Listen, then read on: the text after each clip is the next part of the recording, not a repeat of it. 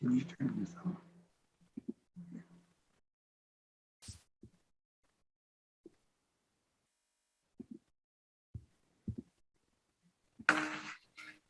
Welcome, everyone. Thank you for joining us. Before we begin, I would like to provide some general information. We will begin today's program with presentation by our esteemed panelists. Following this, we will enter a period of small group discussion and Q&A in breakout rooms. You are welcome to engage with presenters and attendees by using the chat function throughout the webinar, but we do ask that you please keep your microphone muted throughout the duration of the presentations. Finally, the webinar recording, slides, and resources will be made available to you following the webinar. With that, I would like to introduce Dr. Lynn Holden, the program moderator. Thank you, Lily, and hello, everyone. It's a pleasure to be here. And I just wanted to briefly introduce myself. My name is Dr. Lynn Holden. I'm a professor of emergency medicine at the Albert Einstein College of Medicine in the Bronx, New York, and also co-founder of an organization called Mentoring in Medicine. So shout out to all my MIMers out there, and also a board member of the Montague NMA Health Cobb Institute. And it is certainly a pleasure to have you here this evening. And boy, you are in for a treat. So you need to sit back, take notes for the first part, and then certainly we want to gain wisdom from you, and we want to have sharing and networking in the second part. The third part, as Lily mentioned, will be a time where we learn from each other and learn from our experts.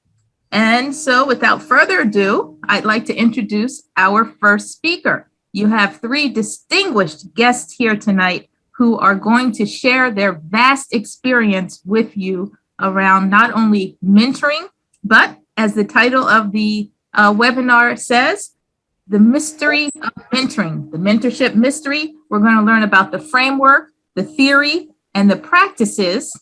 Again, the practices to maximize your relationships with mentors. And we all know how important it is in this career path for you to have mentors. Certainly, all of us have had mentors who have held our hands and helped us along this journey. Well, let's get started. So our first speaker is the illustrious Dr. Betty Neal Crutcher. Dr. Crutcher received her BS in sociology from Tuskegee Institute in Tuskegee, Alabama, her master's in public health from the University of Michigan, Ann Arbor, and her Ph.D. in educational administration from the Miami University in Oxford, Ohio. She is going to share with you her life journey, her lessons learned, and also her thesis, what she wrote her thesis on and what she's been practicing for many years. I'd like to turn it over to Dr. Crutcher. Thank you, Dr. Holden, and hello, everybody. It's really a joy to be with you today and to share some stories and reflections. As Dr. Holden say, I am Betty Neal Crutcher, but equally, I'm co-chair of the Pipeline Committee with Dr. Lynn Holden, my Pipeline Committee co-chair, who is moderating our panel today. First of all, I have a reflection in the background, so forgive the reflections. I'm learning how to situate my computer from my living room in my 1924 old condo. So just imagine that the picture that you see in front of you as being me. So greetings to all of you this evening, to Dr. Morgan, the Executive Director of the Cobb Institute, to my fellow panelists, Dr. Alan Crawford and Dr. Mallory Williams, to the Cobb trustees, to members of our Pipeline Committee, to doctors, medical students, pre-med students, and high school students who are part of our virtual audience, and everyone who might be joining us today. It is an honor to speak to all of you about one of my greatest passions in my adult life, mentoring and cross-cultural mentoring. It has been my privilege to mentor students, faculty, and staff of similar and also different ethnic backgrounds at universities and healthcare institutions for the last 35 years. So may we start with this discussion with a true story, a mentoring story about one of the worst days of my young adult life. My journey as a college exchange student took me from Tuskegee Institute in Alabama, now Tuskegee University, to the University of Michigan in Ann Arbor. I went from the warmth of the South and familiar surroundings to the cold of the Midwest and what seemed like a foreign culture to my complete undergraduate work. One of my early mentors at the University of Michigan, a Black administrator named Mr. Clyde Briggs, encouraged me to apply to the master's program at the School of Public Health, an area he said that could use more of my tribe. He also told me that he saw more in me than I saw in myself. He held a vision for me. I entered the school's medical care organization program and was studying public health administration and biostatistics and working hard in the library. I was receiving better than passing grades, but some in the school thought I was studying and working too hard. I was asked to meet with a group of white male professors who put me in the middle of their circle and told me that I did not have the capacity to be part of the school's public health medical care organization program.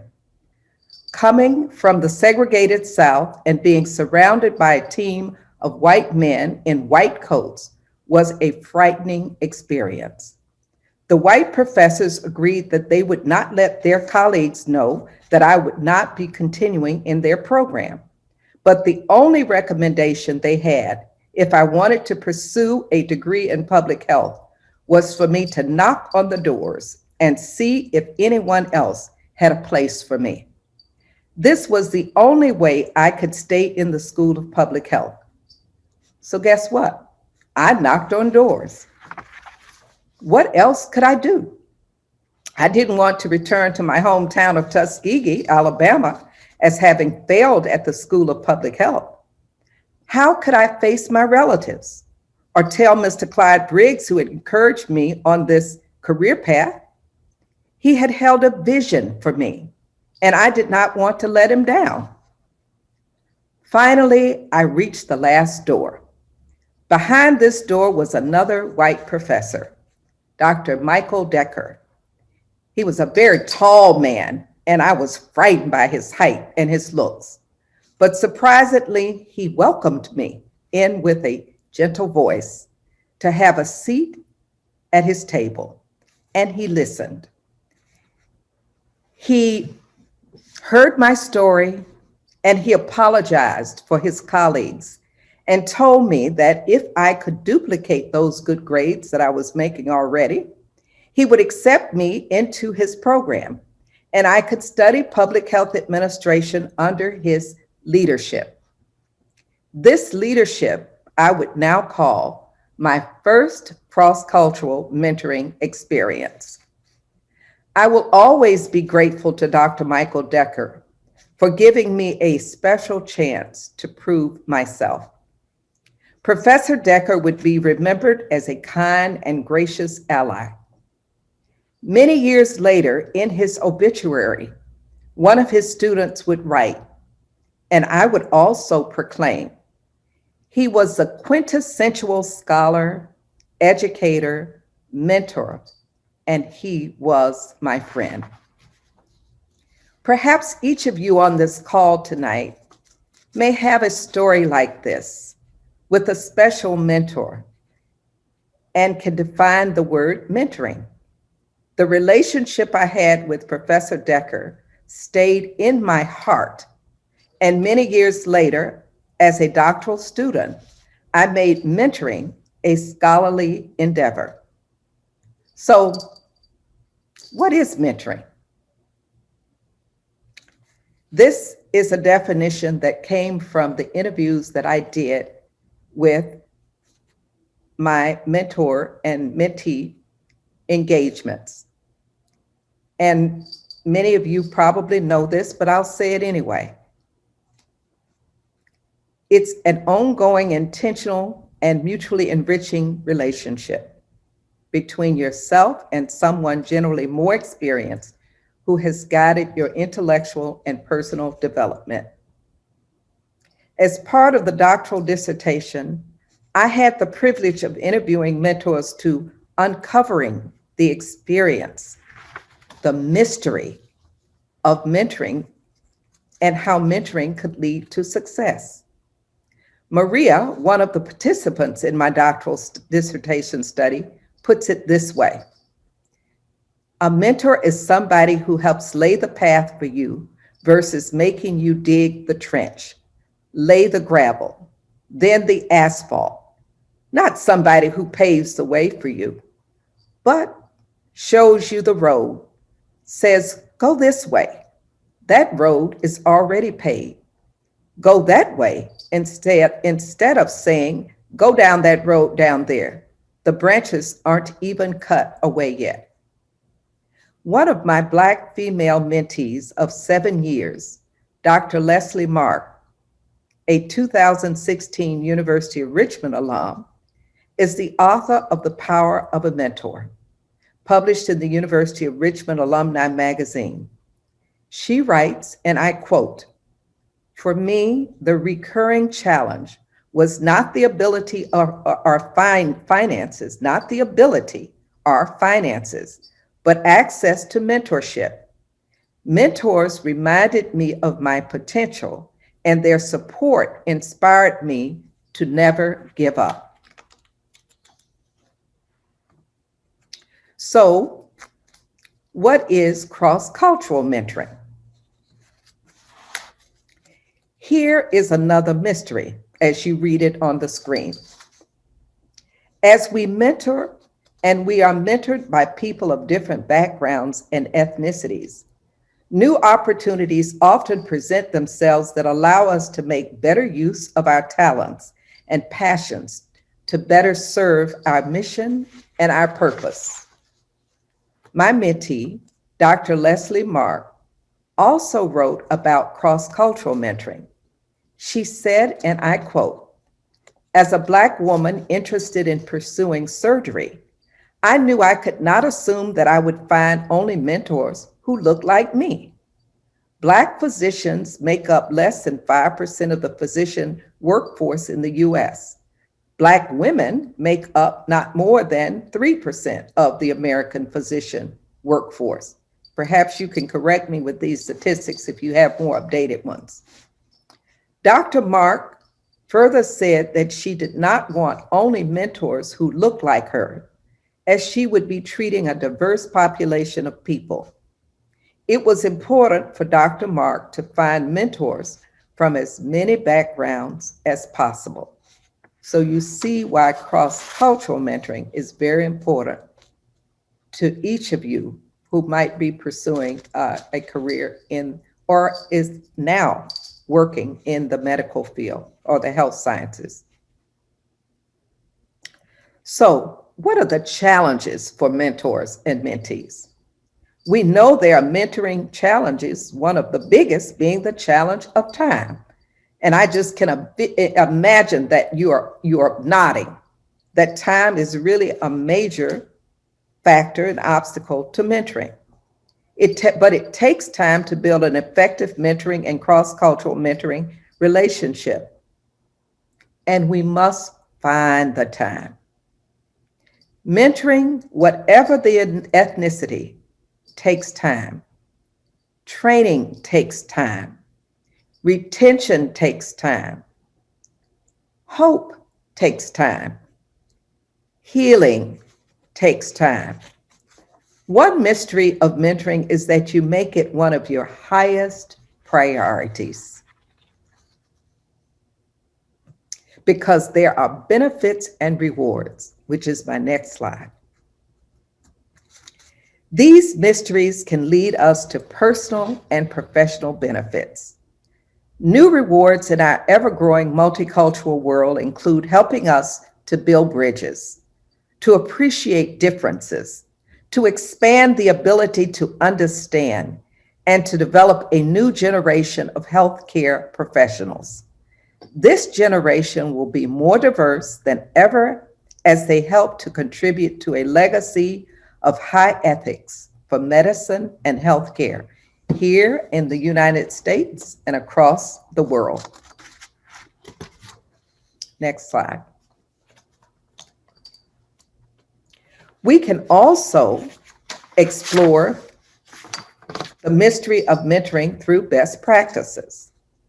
Here you can see my mentees at the University of Richmond. And as I said, we can also explore the mystery of mentoring through best practices. In my work and experience, the best practice for effective communication in all mentoring, especially in cross-cultural mentoring, is what we call the 3 V's, which emerged from my dissertation: values, virtues, and vision. The first V is for values. In a cross-cultural mentoring relationship, as either mentor or mentee, let us take the time to recognize the values we hold in common. Sharing the values that we have in common can lead to a sense of belonging and trust. The second V is for virtues. Virtues are the highest that include the abilities and ways of knowing that enable people of different backgrounds to navigate new terrain and overcome barriers. Virtues help us build habits to the future. The third V is for vision. This is the mentor or mentee's commitment to your vision of how they can move forward or help you move forward. Vision inspires us to help clear obstacles on career pathways and see more in the mentee than the mentee may see in themselves. The mystery of vision helps to move us all forward. So let's reflect a moment. One more mentoring mystery may be found in a cross-cultural poetry experience. Part of my favorite poem of famous inventor and Tuskegee professor, George Washington Carver. This poem was written by a white man, 20th century poet Edgar Guest. The poem is called Equipment, and you can hear George Washington Carver recite this poem at the Tuskegee University Museum.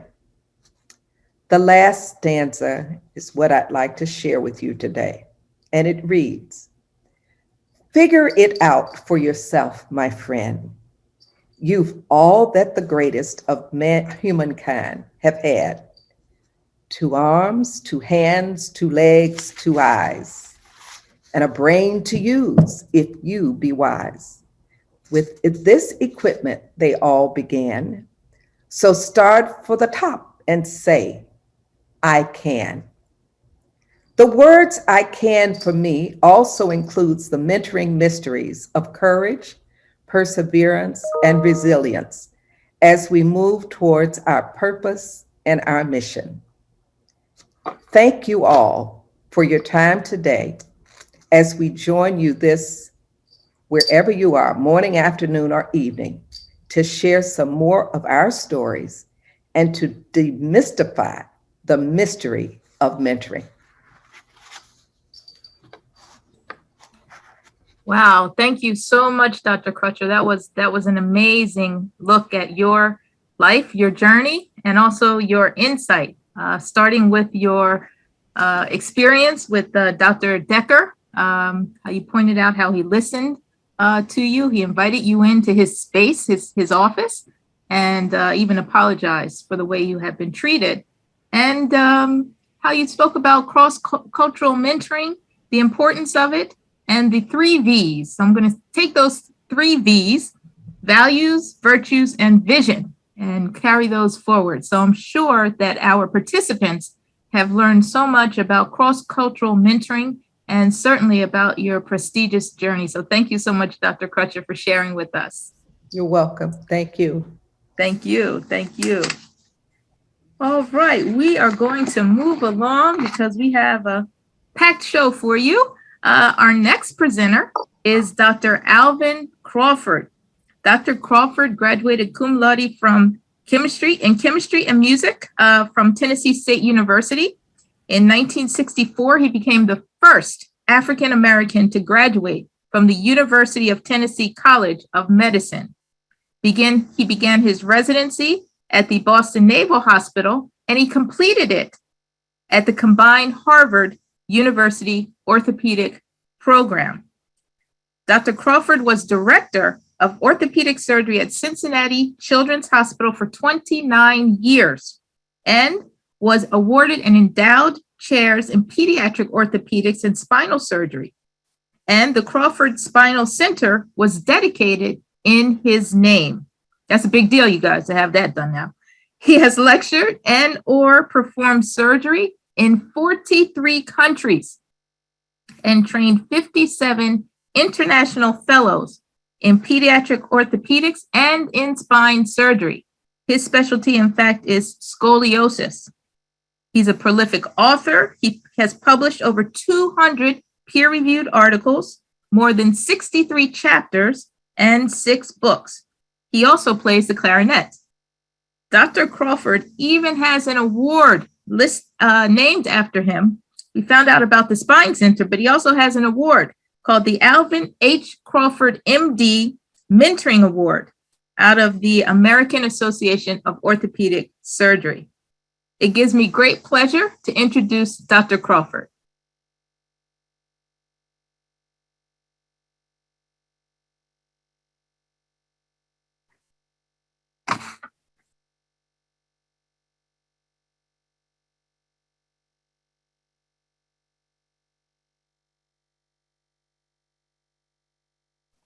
Can you hear me? We can. Okay, very good. Then why don't I get started? I very much enjoyed Dr. Crutcher's talk. I will hopefully maybe actualize some of the things that she has discussed. And if I can get these slides to move, and there you go. I'm going to introduce you to my journey. These are events that highlight my philosophies and roles in academic pediatric orthopedics. Mentoring, as has been given credit, can be to straight, transracial, transgender, and I think it should be. We live in a big tent now. A lot of things have changed, including global outreach, having been able to mentor some of my international fellows, and I feel good about that. I'm also going to end up with some Crawfordisms. If you get to a certain age, there's some isms that are associated with your name. So let's get started. It started off being valedictorian of my class at Tennessee State University and was able to get involved in an interesting event of sociology, having gone to the University of Tennessee College of Medicine, the first to attend that, which was identified in Medical World News at the time of our graduation, citing that in 1964, I became the first. I guess I was a Negro. I've been several things, 2 with the N word and 1 with African Americans, to graduate from the University of Tennessee Medical School. Finished in the top 4th of my class. I was a poor student, which was meant that I got aligned with the military, which is now called an HPSP, a Health Professional Scholarship Student Program, but it was a senior program. And I felt that that was fulfillment. It's when I graduated, one can see here my 2 young children who are in their 50s now, but my son and daughter, as I was getting ready to go to Southeast Asia, I knew at the time I graduated where I was going. I didn't have to worry about what to do then, and residences were the same. Aboard ship in Southeast Asia in the South China Sea, I came across this man, and he is John Howard, who was very much of a mentor and was able to do lots and lots of things for me. As a matter of fact, I'll get to one as soon as I can show some of the images that has been my naval career. I wanted to show these slides in particular. There are 2 women. They're both senior. This is Navy. This is a woman I had the opportunity to mentor a bit, who I assume is going to be probably the first female African-American admiral in medicine. For those who aren't aware, this woman was the Surgeon General of the United States just 3 years ago. So for women, the opportunities are there. John Howard, the man that I shown here, when I was in my sophomore year in residency, he, unbeknown to me at that time, went to Harvard and said, we have a boy over here. I was at the Naval Hospital, Boston, who I think can help you and can surely help us if you were to train him. And the professor there said, well, okay, we reviewed his credentials, his orthopedic and training exam scores, and we're good with that. Can he be here at 6:30 in the morning? And Dr. Howard, who was my mentor, said, but wait a minute, you need to know this kid is Black, he's a Negro, and I don't know your politics. And the professor simply said, well, do you think he can be here at 6:30 in the morning? And the next is history. I attended the University of Tennessee, was able to go back several times and spend time with African-American students who are there now, as well as the majority population. This was our 50th anniversary, and this was 400 African-American graduates in 51 years. So that gives you about 1 point and a decimal per year. But needless to say, I noticed one thing in this picture as I looked at it further, and the number of women. It's a tremendous amount of women, and that's a good thing, I think. In terms of what has been awarded me at the University of Tennessee, they have selected 4 of what they consider to be their quality applicants in the School of Medicine, and they have virtual houses, which are academic communities. One is an astronaut. The other one is the first woman that graduated from the University of Tennessee. I noticed that she is faced backwards, and I'm not going to touch that at all. But the other one is L. Watson Diggs. All of you will get to know of this man. He is the man that put the gene package for sickle cell disease, which you will surely learn, and you'll learn more about him. And of course, myself there. Well, I had to find out, what is a mentor? We're always talking about mentor. Where does it come from? Well, it's Greek. It comes from Odysseus. And he was going to one of his famous battles, and his son was there. He needed to leave him with someone who could take care of him, someone who trusted, he trusted, and someone who could be an advisor. And his name was mentor. So that's the term. It ultimately means advisor, and it's an agent for that. Some of my mentors have been such as John Hall and Dean McEwen, probably the leaders in spine surgery in orthopedics, and were mentors for me for 40 years. One's deceased now, one's about 94, but they've done a tremendous amount for me.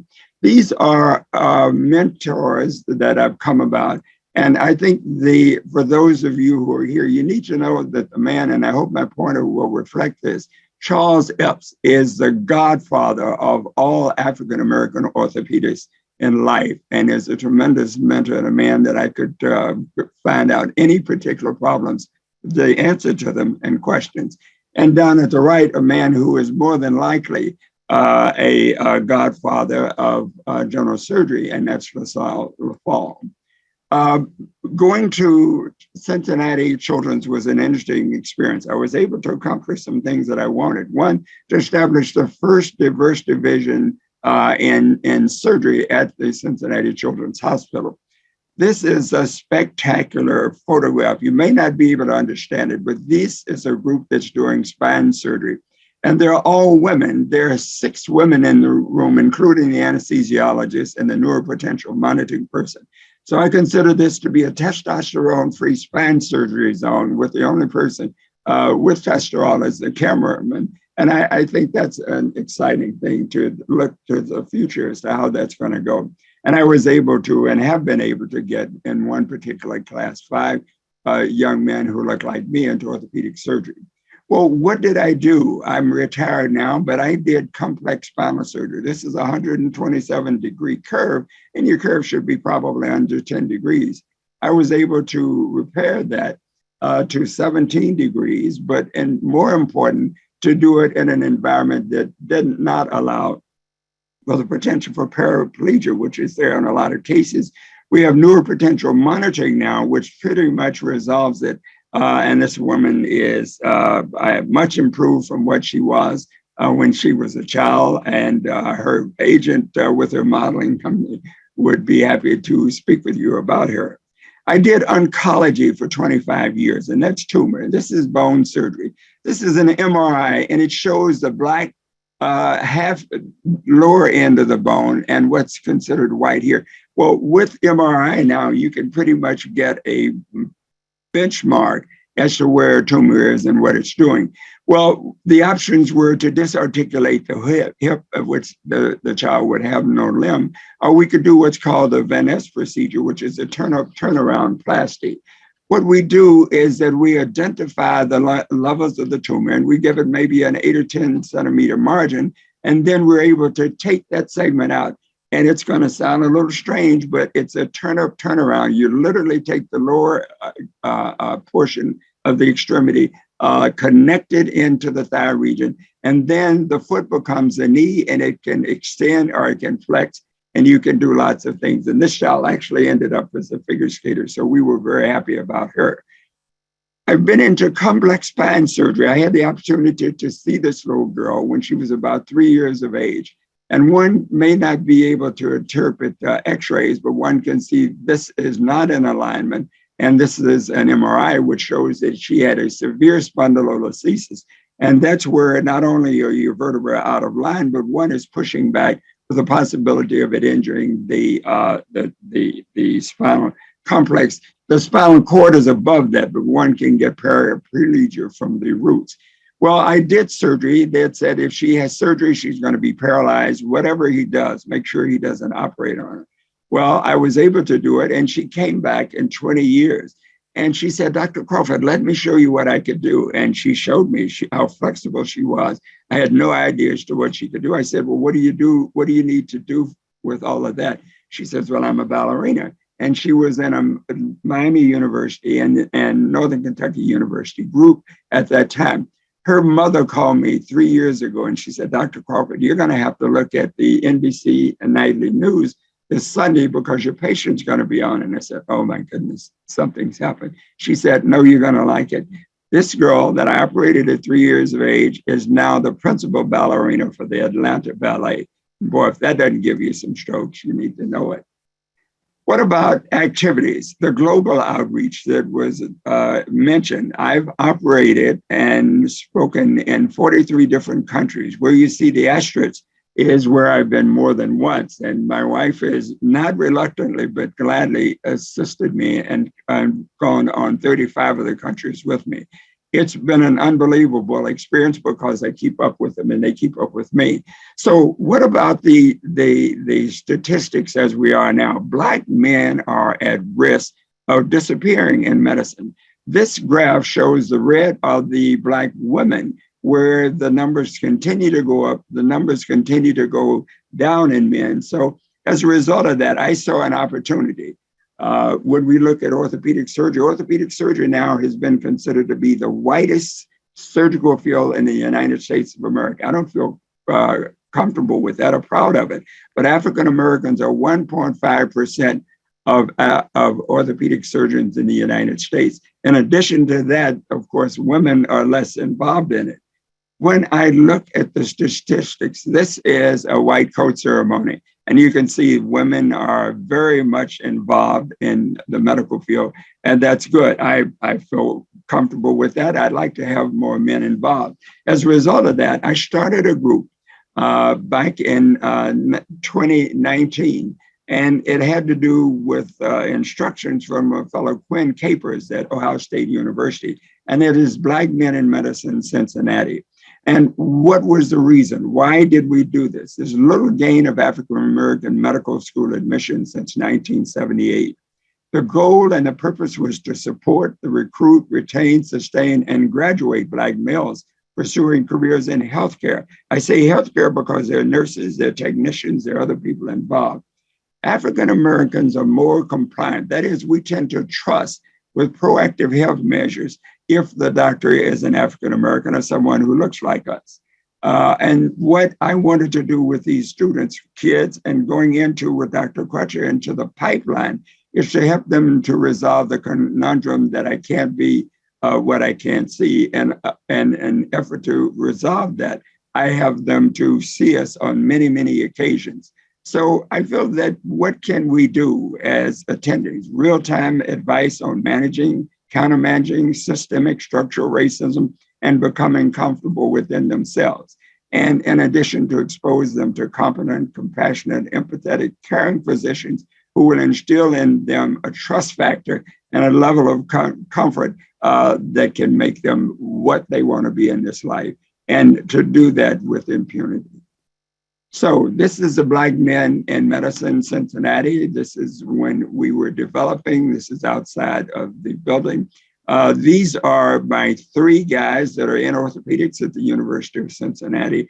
And this is one of the videos. We had all video meetings this year, virtual that is, and one can see that it's well attended, and I'm very proud of that. So Dr. Crutcher defined mentors. A quick, cheap, and easy definition as far as I'm concerned, and what I feel it should be. One should be approachable, available, well-respected in your field of interest. They should be good listeners. They should be transparent. God was right on it when he implanted 1 mouth and 2 ears, and one should use your ears.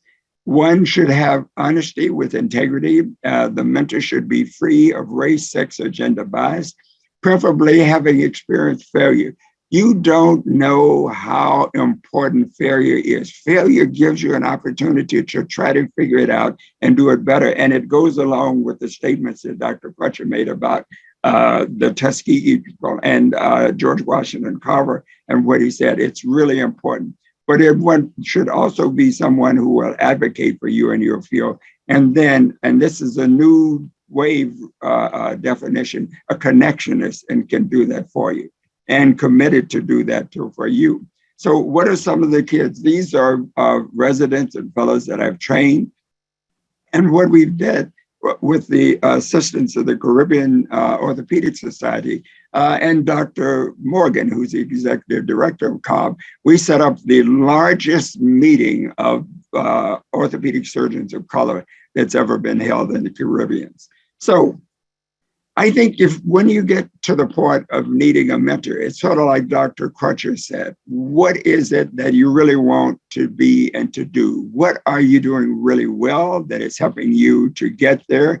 What are you not doing well that is preventing you from getting there? What will you do different tomorrow to meet these challenges? And how the mentor can I help, and where do you need the most help? And those are the things you've got to bring something to the party, and I like that. So what about Crawfordisms? And let's finish it up with this. Don't let your birth determine your life. We don't all have equal talents, but should have equal opportunity to develop our talents. Don't allow yourself to be defined by anyone but you. Your zip code is just a number. Don't buy this that you're going to be what your zip code tells you. Always do what you say you're going to do. Truth is my most valuable asset. Enjoy the privilege you're given, starting at the bedside and beyond, to give honesty, empathy, compassion, dignity, and respect. Know the names of the people who clean the offices and operating rooms. Dream, dream, dream. If your dreams don't scare you, they're not big enough. Set goals, measure progress, have action plans, challenge disappointment, consider failure an opportunity. Don't just consider it your pathway. Discipline, give up something to get something. Preparation is important and often painful. Contrast the pain of preparation versus the pain from regrets. And then the 3 C's, character, courage, and commitment. Character is doing the right thing when no one is looking. Courage is the ability to do it consistently, and commitment is to do it whenever necessary. Embrace the uncomfortable, different interests and different curiosities. Be willing to experience the unfamiliar. If not the strong, it is not the strongest that survive, or the most intelligent, but the most adaptable. Remember, patients don't know how much you know, but they will know how much you care. Lastly, patients will forget what you said. They will forget what you did, but they will never forget how you made them feel. A quote from Maya Angelou: do the least important amount of intervention that will solve the patient's problem. Each additional risk to the patient must be justified by evidence of incremental benefit. Lastly, the best providers carefully plan and collaborate, frequently reviewing the literature, which I call evidence-based medicine, and it tends to work. So I'm finishing up this series, fortunately, as the first Black orthopedic surgeon to finish the residency at Harvard University, and being the first orthopedist to establish a chair and pediatric orthopedic fellowship. And fortunately, my good fortune was to become president of the International Scoliosis Research Society.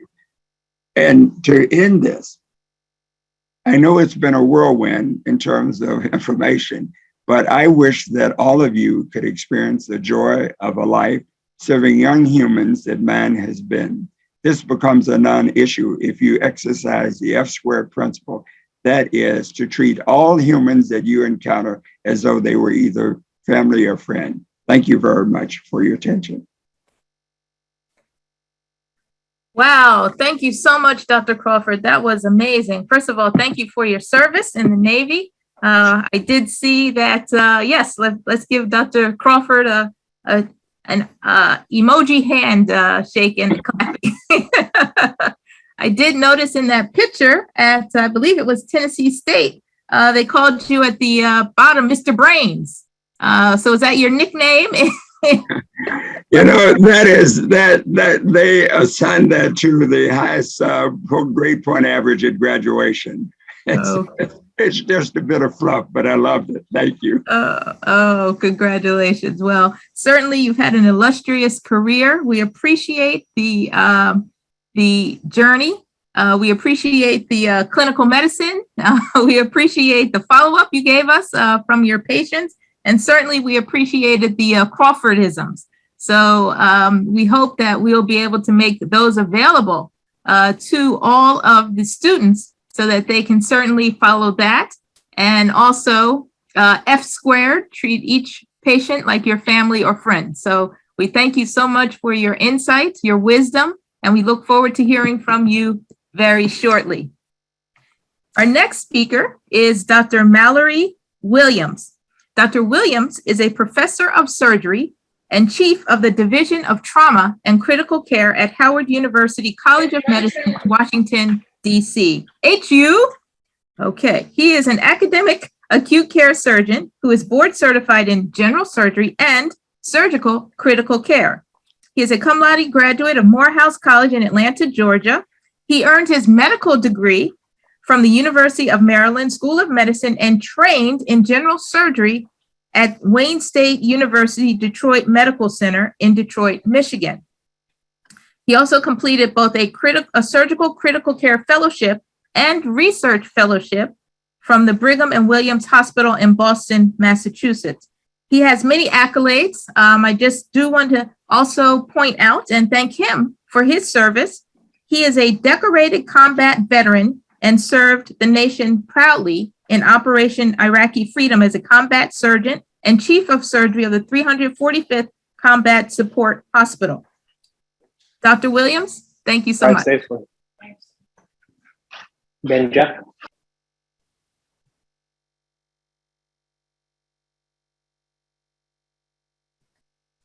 Yes. Can you hear me? Yes, we can hear you, Dr. Williams. That's wonderful. I just want to say thank you for it's a pleasure to be on the panel with such distinguished individuals. I enjoyed their talks tremendously and learned a lot from them. What I want to do for our audience today is to kind of take them through the mechanics of what a mentorship relationship should look like. We all know, I think we all can agree that mentorship is indeed essential to a successful career. Where we may get a little bit caught up or challenged is how do we make this thing called a relationship or a mentorship relationship work? So I want to define mentorship and its role in a career, its appropriate role in a career. And I want to discuss how mentorship enhances both the professional and social life of the individual, for both the mentor and really the mentee as well. My slides seem to be a little bit frozen here, but I'm going to try to keep moving. Mentorship is influence, guidance, or direction by a trusted individual. And I don't want anyone who's currently on the webinar to miss that word, trusted individual. Many people will attempt to influence you, particularly in medicine. Many people will attempt to guide you. Many people will attempt to direct you. They may not be trusted individuals. Trust is essential inside of the mentorship relationship. I could be the perfect person to mentor you, but if there is not trust there, we cannot have a mentorship relationship. If you leave my presence after I give you advice and you're wondering whether that advice that I gave you is in your best interest, and you don't feel comfortable with asking me that exact question, then there's a trust problem. And if we don't address the fact that a lot of mentorship is not working, and the unique aspects that minority students have with the trust issue, we're not going to get down to the realities of the special resources and the special conditions that it takes to mentor our children. It's going to be difficult to go forward in a mentorship relationship unless you can cultivate and develop trust. In a professional setting, the mentor influences the personal and professional growth of the mentee. So how I go from being a resident in general surgery at the Brigham and Women's Hospital to being professor of surgery and chief of the division of trauma at Howard University Hospital Level 1 Trauma Center is a process that is cultivated and steeped in mentorship and people opening doors for me and cultivating my growth as a professional. It doesn't happen because of how much knowledge I have. It doesn't happen because of how good a surgeon I am. It happens because of relationships that can see those things inside of me and then give me the opportunity. This is one of my mentors and a great pediatric surgeon, Haitian American. And this is what he said when I asked him about his parents and mentorship. He said they inculcated in us a sense of responsibility and helped us develop and refine an acquired taste for academic excellence. So he begins his discussion with this acquired taste for academic excellence. I didn't say doing good. I said excellence. And that makes the mentorship relationship easy when there's excellence on both sides of it. He's now, of course, the dean of the University of Miami School of Medicine. So let me ask you a very basic question. Why are doors locked? And intuitively, I think we all know that doors are locked because there are things of value on the other side of those doors. And so the question becomes, how do we get inside of locked doors? And the answer to that question is we need a key, or we need somebody who has a key who will let us in. And that's what mentorship is. At the end of the day, mentorship is your gateway into the portals that otherwise are locked to you.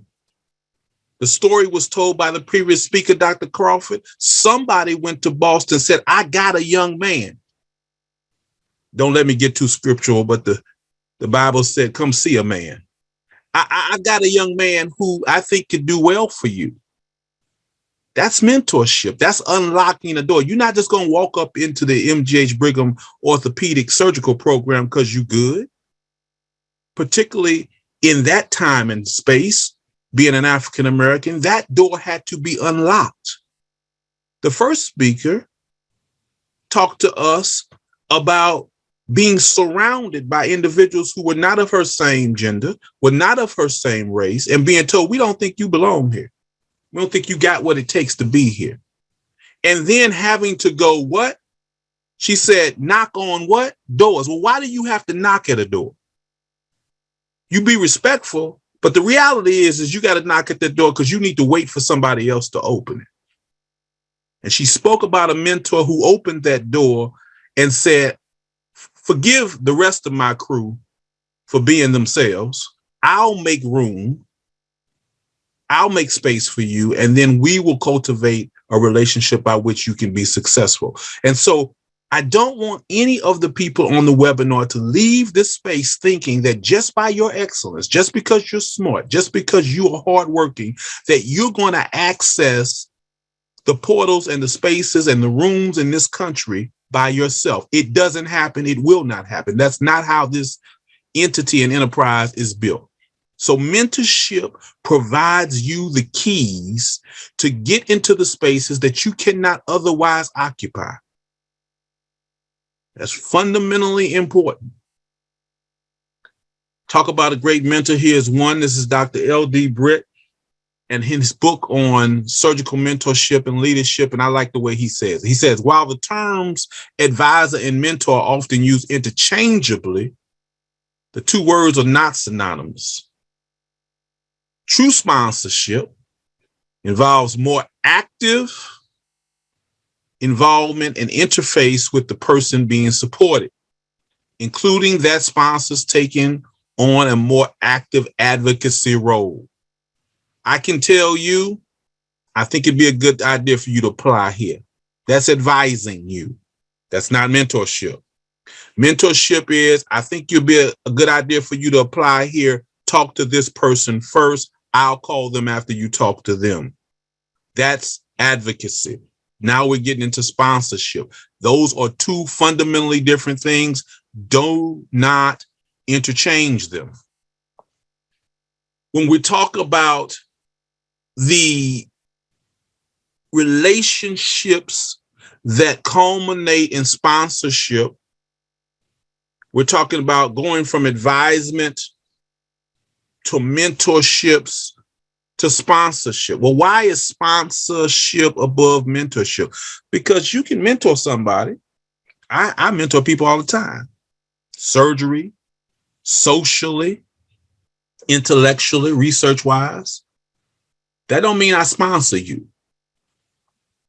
Sponsorship is me putting my name on the line as it relates to you and your abilities. And not all mentors sponsor.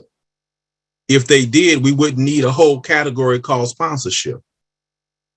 So you can be advised, and that doesn't mean you're mentored. You can be mentored, and that doesn't mean you are sponsored. Sponsorship is not only opening the door, but making sure that when you get into the room, they don't shoot, kill you, and throw you out the window. You say that's harsh. Well, that happens in the world. The world is always not a friendly place, particularly in academic medicine. Sponsorship is he belongs to me. Make sure you take care of him or her. Okay, that's one of mine. Okay, and that's the difference when you look at the landscape of academic surgery or academic medicine, why it looks different. Previous speaker, Dr. Crawford, told you about the percentages of Black academic or Black orthopedic surgeons in this country. It doesn't look like that just because it spontaneously happened. It looks like that because there were sponsors for one group and not enough sponsors for the others. You talk about academic chairman or orthopedic surgery in this country, the numbers get more daunting. Why? Because there is sponsorship for one group and not enough sponsorship for another group. It's important that you are able to differentiate the difference between advisorship, mentorship, and sponsorship. And probably what is more important is that you understand what is on this slide, which I have taken time to kind of lay out, because in the generation that we're dealing with now, that I educate, that Dr. Crawford has access to, Dr. Morgan certainly is interfacing with, and all the rest of us. We are dealing with this understanding of commitment. And so when you ask, what allows me as a mentee receiving mentorship to elevate the relationship to sponsorship? How does that work? What is it that I must do? Here it's laid out in this slide. Time, sacrifice, and professional maturity. 3 things that can make a relationship progress to sponsorship. Well, what's that mean specifically? Well, at the lower end, we're talking about demonstration of the ability. What is it that you can do, and how are you demonstrating? Discovery of mentor aims, goal sharing, allowance for trust. Talked about that word trust. Sharing of strategic resources. That happens on the lower level. Here's a ebook. Give me a memory stick. Let me download it to your memory stick, and here you can go read, and you can. That takes me 5 minutes to do that. That's not sponsorship. That's advisement / mentorship. But once you read the book and now you come back and you have questions and you have an idea for a research study that you want to perform, and you've actually gone and you figured out some methods because you looked at similar papers, and now all I've got to do is sign the IRB form. And now we're engaged in a research collaboration because you've demonstrated higher ability. You've developed some mutual aims with me, and now we're goal sharing. Well, that's a higher level relationship now. And we're on our way to sponsorship because you are becoming an academic producer. No longer are you merely asking me questions and taking up my time. You are now cultivating and building your CV, my CV, institutional reputation. That's the stuff that pushes the relationship towards sponsorship. So you say, well, can you make it simpler for me, Mallory? Oh, absolutely, I can make it simpler. If I put this running back in and they scored 4 touchdowns in the game and they got 100 yards, and I put this running back in and they give me a -7 yards and got 2 fumbles, which running back am I going to play? Who's going to get the playing time? Who's going to get that? The PR and the press and all that. This one over here. It's the same when you're dealing with busy academic people in academic healthcare centers. We're looking for the individuals who are able to display the higher abilities and deliverables.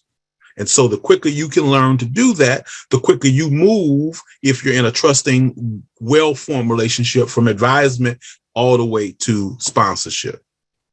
So you're competing for influence. You're not the only person in that person's office. There are other people in that person's office trying to get the same things that you are there for. Whoever demonstrates the higher level of ability and gets to productivity the fastest is going to end up getting the most mentorship and going to move to sponsorship the fastest. It's just that simple. We've got to begin to understand what mentorship really is and how it manifests itself in the multiple arenas across this country. It is a relationship that ultimately is not lopsided at all. It's predicated and built upon reciprocation and productivity. Yes, it is true. You can get a lot from a mentor. If you stay at that lower level of advisement and mentorship, you can get a lot from a mentor, and it could be a very good type of relationship. But when you want someone to open doors, when you want somebody to vouch for you, the way as was done for Dr. Crawford, that is a different level of trust and a different level of influence that's moving in your life. I highly recommend it, but you must put the work in and you must demonstrate that type of confidence. You must have that confidence built in the person who's going to do it. So it's essential connections. You cannot be an island alone in academic medicine. You have to be linked. You can't do it in corporate America. And so let me now get a little bit personal for the last 2 minutes and share some personal stories about my embarrassment of riches, mentors who influenced me. And really the motto I utilize is taken directly after Wayne A.I. Frederick, the 17th president of Howard University. You will see names on these slides that have been mentioned already in presentations. Dr. LaSalle de la Folle, Elijah Cummings, both unfortunately passed.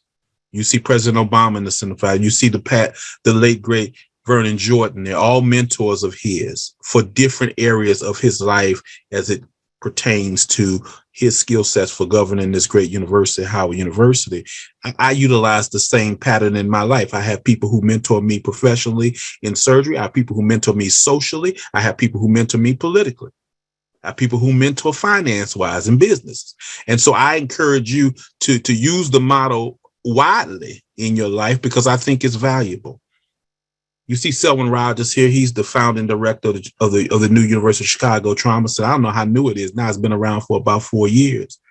He's vice president for community engagement for that university. Now, that was a position that Michelle Obama once held. But I met him at Brigham and Women's when I was his fellow as surgical critical care. And we are still in conversation to this day on a monthly, weekly level about various things. And so you don't leave mentors behind, particularly the ones where you raised a sponsor. And God knows he's been a sponsor for me. And just a wealth and treasure trove of information. Boston is not an easy place for African-American men to navigate. You need help with that. A lantern unto your feet and a light unto your path, dare I say. So he's one of my outstanding academics. Joan Reed, member of the Institute of Medicine, professor of medicine at Harvard Medical School, wonderful mentorship as it relates to leadership and stakeholders and how you bring diverse individuals together to produce large outcomes. I was one of her fellows at Harvard as well in the Harvard Medical School, and she really inspired me to do a lot of things. LaQuandra Nesbitt, my regulator, director of DC Department of Health, was a peer of mine as a family doc, and now she regulates my hospital from the government standpoint. But nevertheless, even while we were peers, she is a mentor of mine in terms of governmental regulations. One of the few Department of Health directors in this country that sits on a Federal Reserve Board advisory committee at St. Louis. So just one of the outstanding leaders in public health in this country. I want you to remember that the people closest to you can mentor you. These are my peers. This is my fellowship group at Harvard. You will notice that they are all women. You would notice that many of them come from different regions of the country. Kayla is in Houston now. Audra's in California. Monica's now in California. Connie is in Louisiana, and Judy is here in DC with me. But they all provide me information about and advice about public health issues in their respective areas. And they all serve because I think our friendship actually makes the mentorship go very easily. But the thing I want to mention to you is that my posture is not just because they're my friends that we somehow can't enter into a mentor-mentee relationship. No, I will be their learner. I will be their student if the issue is their wheelhouse and where they have expertise. We all have to learn how to do that, even with our friends. Certainly, I got surgeon peer mentorship. John Stewart, who's the founding director of LSU's Cancer Center in New Orleans. Zara Cooper, who's the Kessler director, Center for Surgery and Public Health at Brigham and Harvard. Cochran Hughes, who is a editor for the Journal National Medical Association. He also is the division chief here at Harvard. And I listen to them and seek their advice out on different issues. And I got political and social mentorship. God knows I love that, because really what happens is one begins to enhance the other. And I like a good laugh and a good meal. So anytime I can sit down and listen to people who've been around the block and know a little bit more than me, I'm all in for that. And by the way, Paul Hubbard is a Cincinnati-born person, Dr. Crawford. So you may even know him. And I know a lot of people on the webinar will know John Bournwell, who's now has surgical oncologist in Detroit and a Howard graduate as well. And then Don Wilson, who's the nation's first academic dean of first African-American academic dean of a majority medical school. Don was able to see more in me than I saw in myself, as has been mentioned previously, and really was an outstanding mentor for me as a medical student to look up to and see what the possibilities were. I'm going to conclude my presentation with this slide. We were at the Society of Black Academic Surgeons meeting in New York back before the pandemic, and we looked around and we saw that so many of the Divine Nine fraternities were there, all grown up, all surgeons now, in different capacities. And so we took this photo really in fun, just to kind of celebrate these organizations and what they could mean in terms of their possibilities.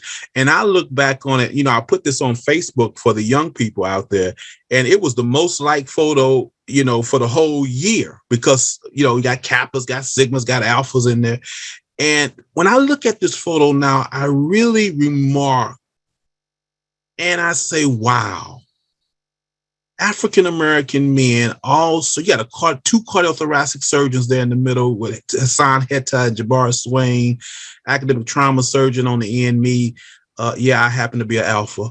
And I just, this is a photo that makes me smile. And so I put it here to conclude my presentation. I hope it brings you as much joy as it brings me. Thank you so much.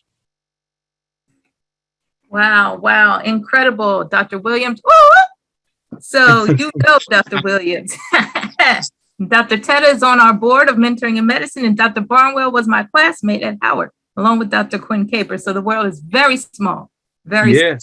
Yes. I want to thank you for your emphasis on trust in this process. I want to thank you for your telling us your conceptual framework for the mentor-mentee influence interactions, moving from advisor to mentor to sponsor, and keeping it real.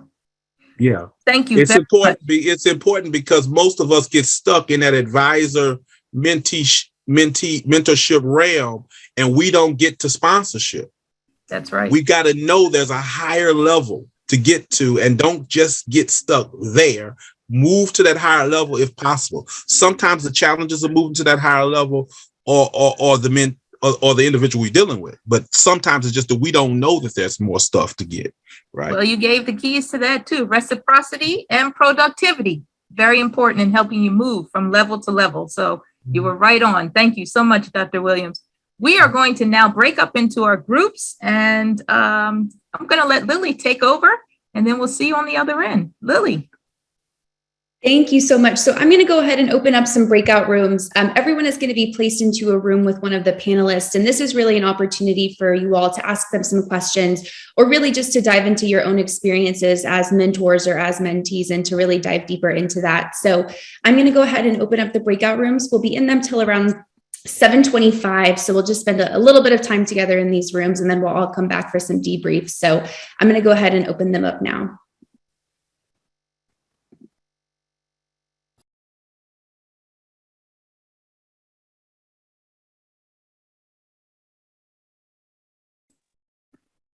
Wow. Well, welcome back. We've had some outstanding conversations in group 2. We have 5 minutes, so I'm just going to ask for a quick summary from our Cobb Scholars.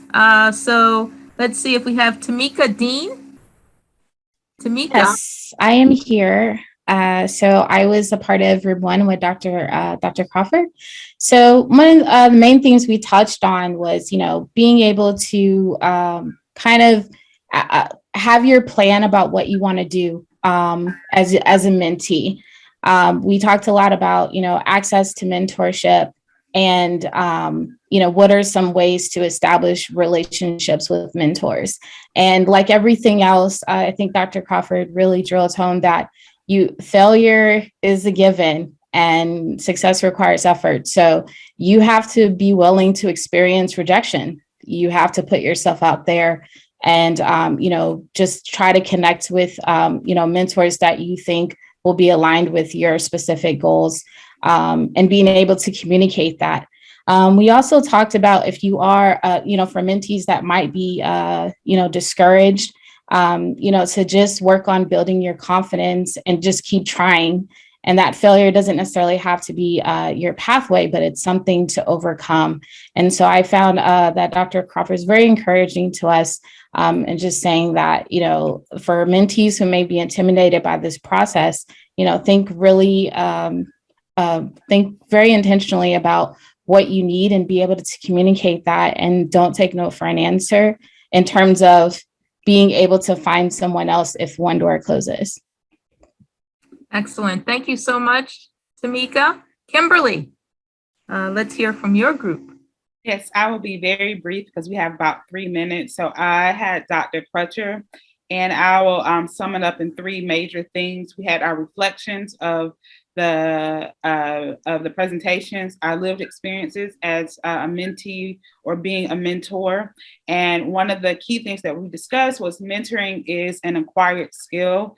And I put it in 2 C's. You have to be concerned about your mentee, and you have to care, because people know if you are concerned, if you care. And that goes into building trustworthiness, the ability to trust and to be trusting at the same time.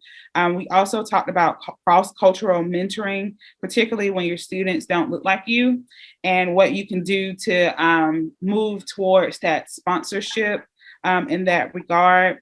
There could be different types of mentors. You have a life mentor, a career mentor, academic one. You don't have to really put it in a silo, but have someone that truly understands you throughout the life course, and to also have a vision and to see in others more than what they see in themselves. So group, I hope I did well enough. We had different levels of hierarchy. We had students, we had people in pediatrics, rural health, and all those things. So that's what we pretty much discussed.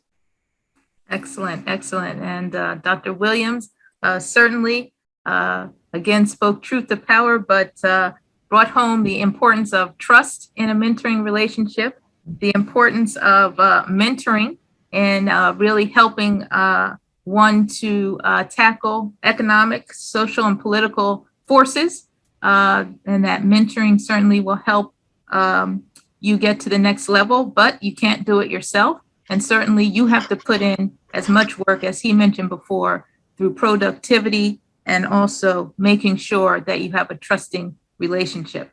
Well, this has been an amazing evening. I want to thank our distinguished speakers, Dr. Crutcher, Dr. Crawford, and Dr. Williams, for sharing their wisdom and knowledge. I hope that you all have learned how to go from having an advisor to a mentor to a sponsor. And I'm going to turn it over now to Dr. Morgan. Dr. Morgan, I want to thank Lily.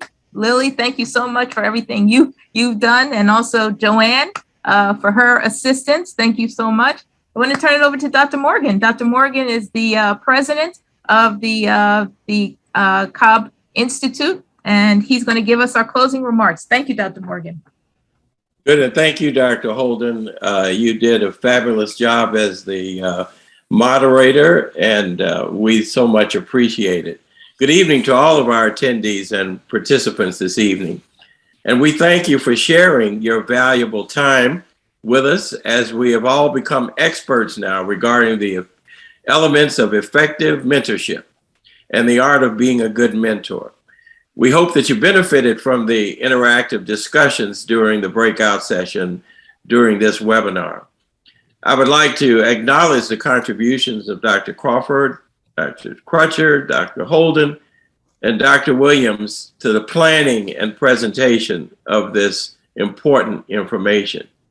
Each of these individuals serve on the board of directors of the Cobb Institute and make major contributions to all of the work that we do. And we are honored to have each of them. I would also like to thank our Cobb Scholars, Tamika Dean and Kimberly Carr, who served as reporters and scribes for our breakout sessions, and certainly acknowledge Ms. Lily Piper and AMC Source for the technical support for this presentation, as well as Ms. Joanne Decker. The Cobb Institute is a 501c3 nonprofit research institute launched by the National Medical Association in 2004. The mission of the Cobb Institute is to identify unmet healthcare needs and to develop solutions that will reduce racial and ethnic health disparities and improve the health of all U.S. residents. I'm honored to serve as the president and CEO of the Institute. Dr. Ron K. Bailey, chairman of the Department of Psychiatry at LSU, serves as our chairman of the board of directors of the Cobb Institute. This program was inspired by the signature program of the Cobb Institute, namely the Cobb Scholars program. This is a collaborative program that has the goal of preparing successful research scientists who have attained their doctoral degree and have interest in health disparities. They also have the goal of obtaining large grant funding, being successful in careers in academia, as well as in patient care. Mentoring is very important to all of the Cobb Scholars, and through the vast network of the Cobb Institute and the National Medical Association, our goal is to provide mentors for all of our current and future scholars. Educational programs like this webinar will be presented by the Cobb Institute to contribute to successful careers in research, medicine, and science. We're pleased we were able to record this program this evening so that this will be accessible on the Cobb website and other sources for those who could not attend this evening. Please assist us with the evaluation of this program and planning for future programs by completing the post-webinar survey, which can be found in the chat box. This survey will be used to gather information about each of our attendees. We would also like to determine the interest of our attendees in becoming or pursuing candidacy as a Cobb Scholar, as a mentor, or maybe just a partner for the Cobb Institute. So thank you again. Have a good evening. Continue to be safe. Good night.